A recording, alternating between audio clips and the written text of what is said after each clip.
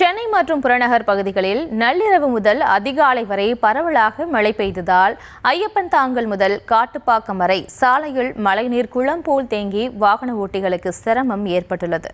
இது தொடர்பான விவரங்களோடு இணைகிறார் எமது செய்தியாளர் ஜெய்ஹரிஷ். வணக்கம். மேலும் விவரம். வணக்கம் பிரியங்கா. சென்னை அடுத்த ஐயப்பந்தாங்கல் பகுதியில் சாலையில் நேற்று இரவு பெய்த கனமழை காரணமாக இந்த பகுதியில் மவுண்ட் சாலையில் தேங்கி இருக்கும் மழை வெள்ளத்தால் தத்தளிக்கக்கூடிய வாகனங்களின் காட்சியை நம்மால் காண முடிகிறது. சென்னை மற்றும் புறநகர் பகுதியில் பல்வேறு பகுதியில் நேற்று நள்ளிரவு கனமழை முதல் பரவலான மழையானதே பெய்தது.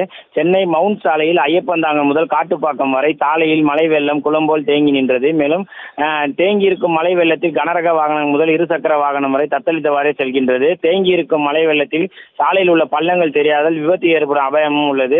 அலுவல் நேரத்தில் சாலையில் தேங்கியிருக்கும் மழை வெள்ளத்தால் இந்த போக்குவரத்து நெரிசல் இந்த பகுதியில் ஏற்பட்டுகிறது.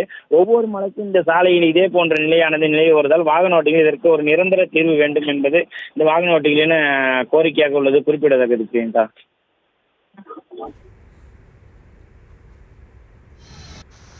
விவரங்களுக்கு நன்றி ஜெய்ஹரிஷ்.